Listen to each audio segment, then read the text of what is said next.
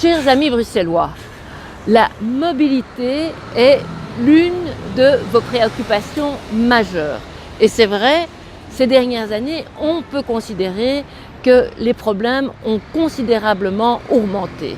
La capitale de la Belgique serait même devenue l'une des villes les plus embouteillées d'Europe, selon un classement réalisé par une société internationale d'infotrafic. Cet échec des différents gouvernements bruxellois est admis par l'ancien ministre-président qui a dirigé durant plusieurs décennies la région bruxelloise. Au MR, nous ne voulons pas d'une vision dogmatique de la mobilité, mais bien au contraire pragmatique. Opposer les modes de déplacement n'a pas de sens. Le bruxellois, sur une même journée, il peut être à la fois piéton, cycliste, automobiliste, usager des transports publics, et il veut avant tout de la mobilité. Il veut avant tout avoir la possibilité de se déplacer rapidement d'un endroit à l'autre, que ce soit pour ses loisirs, pour des raisons sociales, familiales ou professionnelles. Et il est essentiel que la région bruxelloise réponde à cette exigence des Bruxellois qui est bien légitime.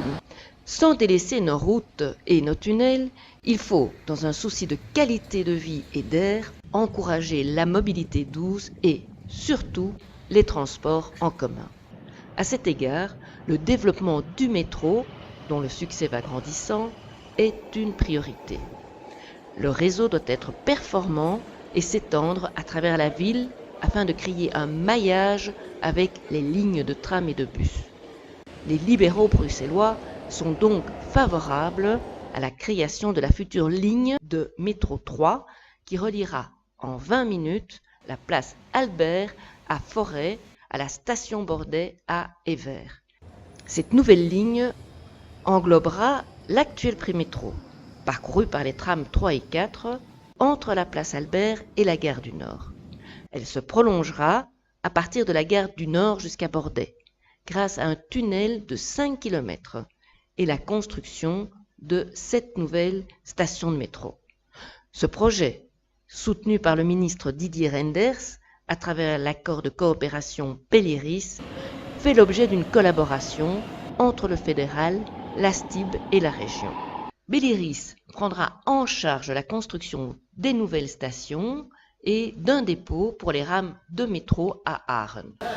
Ce développement du métro doit s'accompagner d'investissements de la STIB pour étendre les réseaux tram et bus, notamment dans les quartiers qui sont mal desservis actuellement, de la construction de parkings de dissuasion aux entrées de la ville, de l'avancée du RER et de l'utilisation plus importante du réseau existant de voies ferrées pour les déplacements internes à Bruxelles. Chers Bruxellois, pour réussir le défi environnemental qui nous concerne tous, il faut évidemment changer nos habitudes, non par contrainte, mais par conviction. Les pouvoirs publics doivent mettre en place les conditions optimales pour soutenir tous les modes de mobilité et aussi la mobilité douce qui concerne évidemment des usagers comme les piétons, mais aussi les cyclistes. Et d'ailleurs, il y a de plus en plus de vélos électriques. Nous aurons évidemment l'occasion de revenir sur ce sujet et de vous présenter les solutions préconisées par les libéraux.